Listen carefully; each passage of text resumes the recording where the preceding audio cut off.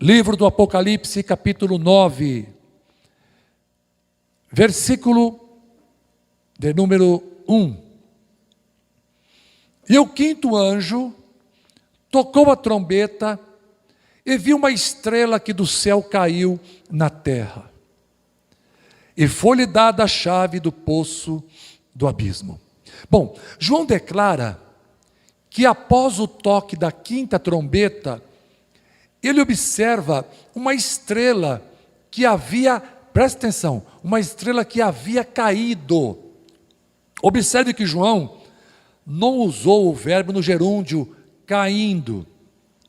O que nos faz entender que se tratava de algo que já estava na terra, algo que havia caído.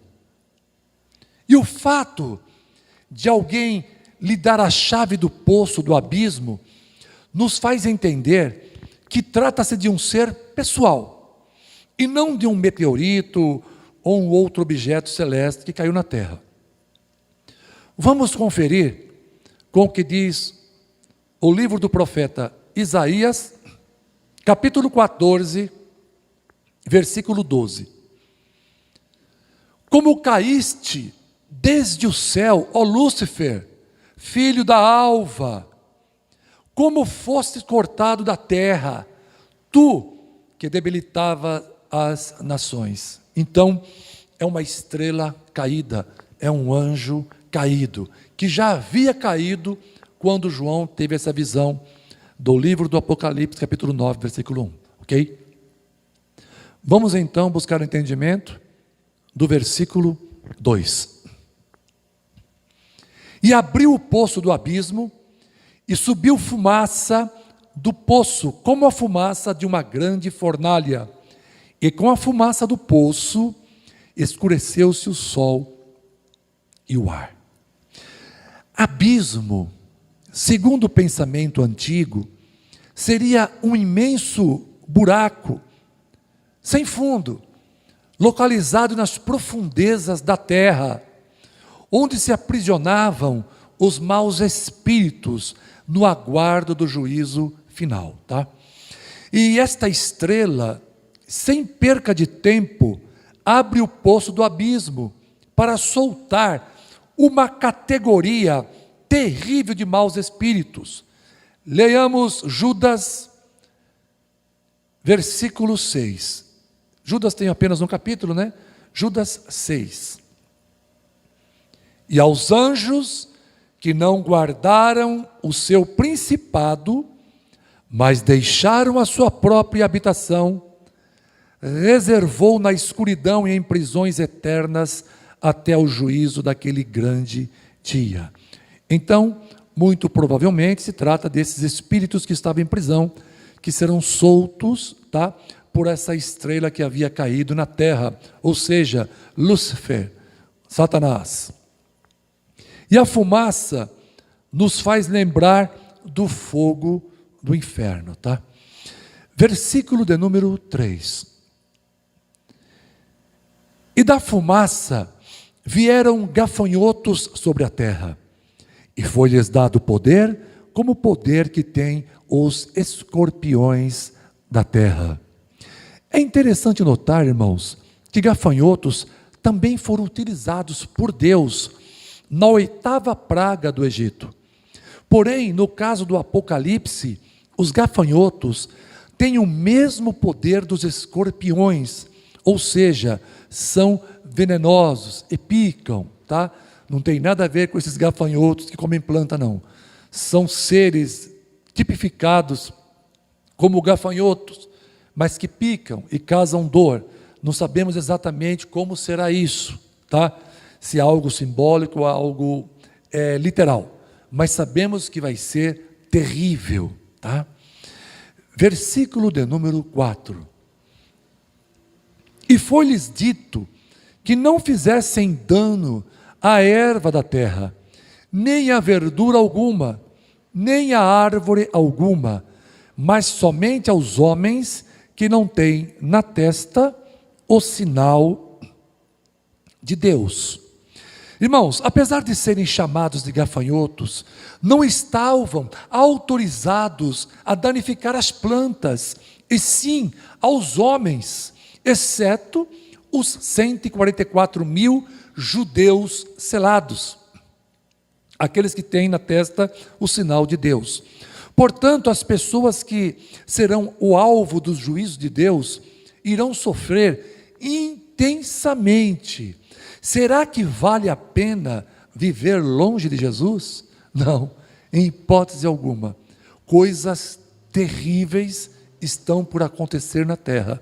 Quem acha que esta epidemia do coronavírus foi algo terrível, não sabe o que está por vir. Por isso, sejamos tementes e fiéis a Deus, tá? Vamos escapar da grande tribulação. Versículo de número 5. E foi-lhes permitido, não que os matassem, mas que por 5 meses os atormentassem.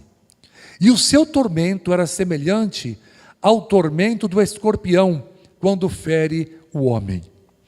Os gafanhotos não tinham autorização para matar as pessoas, porém, tinham a liberdade para as atormentar durante 5 meses. E a sensação da dor que causavam era semelhante ao sofrimento que causa a picada de escorpiões. E a dor da picada dos escorpiões, irmãos, costumam ser intensas. Vai ser terrível. Versículo de número 6.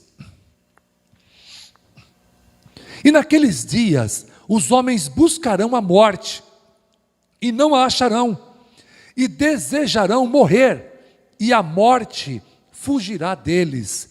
Devido à angústia da terrível dor, desejarão em vão a morte. Vamos ver o que diz o profeta Jeremias, capítulo 8, versículo 3. Jeremias escreveu isso séculos antes de ser escrito o Apocalipse. Vamos ver. E será escolhida antes a morte do que a vida, por todos os que restarem desta raça maligna, que ficarem em todos os lugares onde os lancei, diz o Senhor dos Exércitos. Olha que interessante, 144 mil judeus selados por Deus vão escapar disso. E os demais, Jeremias capítulo 8, versículo 3, chama de essa raça maligna. Ou seja, a igreja não vai estar aqui, né? Se formos conciliar o livro do profeta Jeremias 8, versículo 3, com o Apocalipse, a igreja não pode ser chamada de raça maligna. Portanto, cremos que a igreja não vai estar aqui. Vamos lá. Vamos ler dos versículos 7 a 10 agora, tá? Que eles estão bem interrelacionados. Vamos fazer um comentário só. E o aspecto dos gafanhotos era semelhante ao dos cavalos aparelhados para a guerra. E sobre a sua cabeça havia umas como coroas semelhantes ao ouro. E o seu rosto era como o rosto de homem. E tinham cabelos como cabelos de mulher. E os seus dentes eram como de leão. E tinham couraças como couraças de ferro. E o ruído das suas asas era como o ruído de carros, quando muitos cavalos correm ao combate. E tinham cauda semelhante à dos escorpiões, e aguilhão na cauda. E o seu poder era para danificar os homens por 5 meses. Vamos lá. João, ao observá-los, os descreve como seres de uma aparência terrível e estranha, né? A saber, vamos lá. Primeira coisa que ele falou: cavalos aparelhados para a guerra, denotando a ausência de paz. Não haverá paz durante o período que estes gafanhotos misteriosos estarão agindo na terra. Segunda coisa citada por João: sobre a sua cabeça havia como coroa semelhante ao ouro, sabe? Como um desejo incontrolável de dominação. Terceira coisa observada: rostos como de homens, ou seja, desejo ambicioso de possuir a imagem e semelhança de Deus. Quarto, e tinham cabelos como cabelos de mulher. Isso representa a imoralidade. Homens com cabelo de mulheres, né? Eram seres com cabelo de mulher. Isso está em 1 Coríntios, capítulo 11, versículo 14. 1 Coríntios 11, 14. Ou não vos ensina a mesma natureza que é desonra para o homem ter o cabelo crescido? Vamos lá, mais uma etapa aqui, que é... E os seus dentes eram como de leão, ou seja, tinha o poder para destroçar. Sem matar, somente causar a dor da dentada de um leão. 6. E tinham couraças como couraças de ferro, ou seja, eram indestrutíveis para os homens. 7. E o ruído de suas asas era como o ruído de carros, tá? São assustadores, amedrontadores. 8º e último, tinham cauda semelhante a dos escorpiões e aguilhão na cauda, ou seja, veneno que atormenta com dor intensa, mas não mata. Por 5 meses os homens serão atormentados, com exceção daqueles que têm o selo de Deus, que são os 144 mil judeus. Não queiram ficar aqui. Não queiram passar por isso. Vamos viver com Jesus. Vamos fazer o que é certo, gente. Vamos obedecer a palavra de Deus. Chega de postergar. O que é certo fazer? Crer em Jesus, ser batizado, ser santificado, justificado, nascer de novo, congregar com os irmãos na casa do Senhor, contribuir, evangelizar, viver uma vida pura para com Deus, orar, ler a palavra de Deus. O que temos que fazer, vamos fazer agora, sejamos obedientes. Jesus falou: quem me ama, guarda a minha palavra. Isso aqui não é brincadeira não, tem de ser do jeito de Deus e não do nosso jeito. Levemos o evangelho a sério. Olha o que vai acontecer, irmãos, terrível, terrível. Versículo 11. E tinham sobre si rei. O anjo do abismo, em hebreu, era o seu nome, Abaddon, que é destruidor, significado, né? E em grego, Apolion, que é destruidor. Este versículo nos parece indicar que não se trata de gafanhotos comuns, né? Gafanhoto seria um tipo do que vai acontecer. O antítipo não sabemos ainda, algo simbólico. E sim, de demônios. Eram demônios como que materializados. Lá em Provérbios, capítulo 30, versículo 27, está escrito que os gafanhotos não têm um rei. Todavia, estes têm um rei. Portanto, o fato de João nos dizer que seu nome hebraico e em grego sugere que todos os povos rebeldes sofrerão a ação desses seres, tá bom? Eles têm um rei, eles têm um comando e vão atacar a todos. Por isso aqui está dizendo em hebreu, tá? Em hebraico, que é o destruidor, e em grego Apolion. Então, tanto judeus não selados, presta atenção, tanto judeus não selados quanto os gentios sofrerão danos, tá? Do ataque desses demônios, esses gafanhotos que estão tipificando os demônios, tá? Vamos lá, versículo de número 12. Passado é já um ai, eis que depois disso vem ainda 2 ais. Isto é um aviso, irmãos, de que coisas terríveis ainda estão por vir. No peixe acabou não. Todo esse tormento não é o fim. Então será o pior período da terra, tá bom? Versículo de número 13. E tocou o 6º anjo a trombeta, e ouvi a voz que vinha dos 4 pontas do altar de ouro que estavam diante de Deus. Neste momento, o 6º anjo toca a sua trombeta, e logo uma voz que vinha das 4 pontas do altar de ouro se faz ouvir. Este altar pode ser observado no capítulo 8, tá, do Apocalipse, versículo 3. E veio outro anjo e pôs-se junto ao altar, tendo o incensário de ouro. E foi-lhe dado muito incenso, para o pôr como as orações de todos os santos sobre o altar de ouro que está diante do trono. Tá? Esta é a explicação. Versículo 14. A qual dizia ao sexto anjo, que tinha a trombeta: solta os 4 anjos que estão presos junto ao grande rio Eufrates. A voz ouvida por João fora direcionada ao anjo que tocara a trombeta, dando a ordem de soltar os 4 anjos das trevas. São anjos caídos, são chamados de anjos, mas são caídos. Aos 4 anjos das trevas que desencadearão uma terrível matança ao saírem do rio Eufrates. Depois de 5 meses de grande tortura, agora são soltos 4 anjos das trevas que vão promover uma grande matança sobre a face da terra.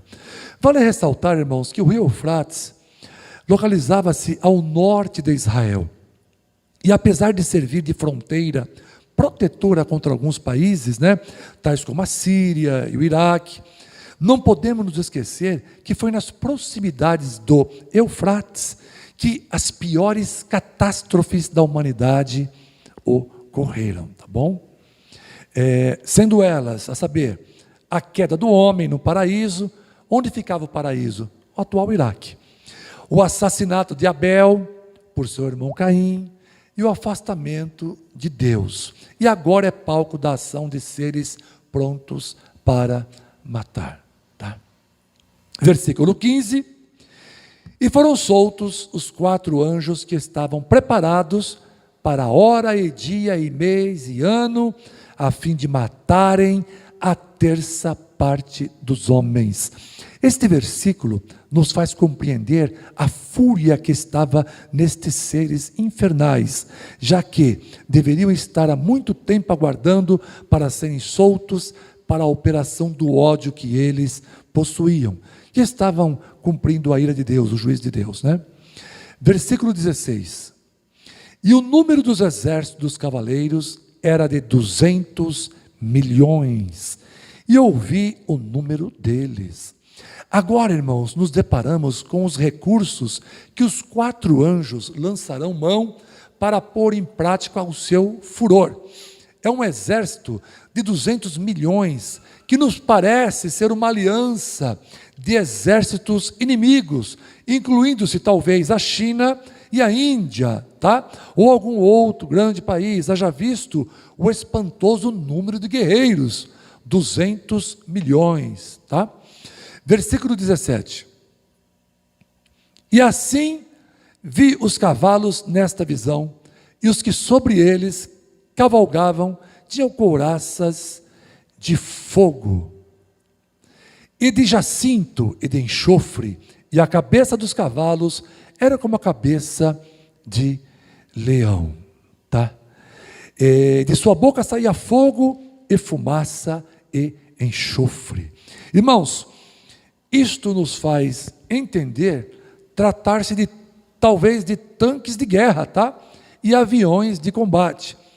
Talvez esses anjos das trevas vão usar esses recursos para promover o juízo de Deus no Apocalipse. Bom, vamos para os versículos de número 18 e 19, vamos ler os dois juntos, porque estão bem interligados. Por estas 3 pragas foi morta a terça parte dos homens, isto é, pelo fogo, pela fumaça e pelo enxofre que saiu de sua boca. Por isso parece que eram tanques de guerra, ou aviões de guerra, navios de guerra. Porque o poder dos cavalos está na sua boca e na sua cauda, porquanto a sua cauda é semelhante a serpentes e tem cabeça e com ela danificam. Irmãos, alguns estudiosos acreditam que este episódio se refere a uma guerra de escala mundial, tá? Cujo motivo será Israel. Isto se deve à localização do Eufrates. E o que faz pensar que será de ordem mundial é o impressionante número de mortos que serão acometidos nesta profecia vindoura. Tá? Versículos 20 e 21 também estão bem interligados. Vamos ler juntos. E os outros homens que não foram mortos por estas pragas não se arrependeram das obras de suas mãos, para não adorarem aos demônios, e os ídolos de ouro, e da prata, e de bronze, e de pedra, e de madeira, que nem podem ver, nem ouvir, nem andar. E não se arrependeram dos seus homicídios, nem das suas feitiçarias, nem da sua prostituição, e nem das suas ladroices, né?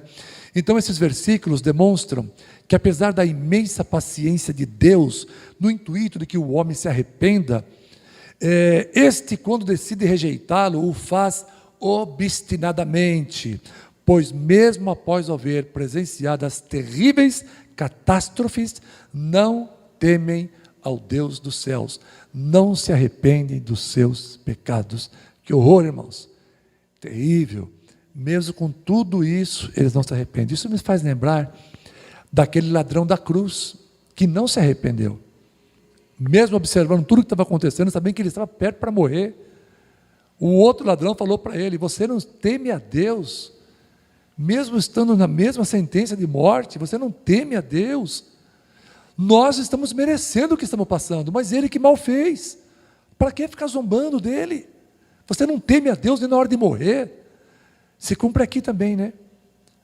Mesmo com todas essas pragas que vão ocorrer no Apocalipse, as pessoas não se arrependem, as pessoas não buscam o Senhor. Terrível. E se você está servindo a Deus, se você está no caminho do Senhor, se você estuda, lê a palavra de Deus, se você ora, se você vem para os cultos adorar o nome do Senhor e ser ministrado, você é um privilegiado, você é um escolhido, você é um predestinado. Que bênção!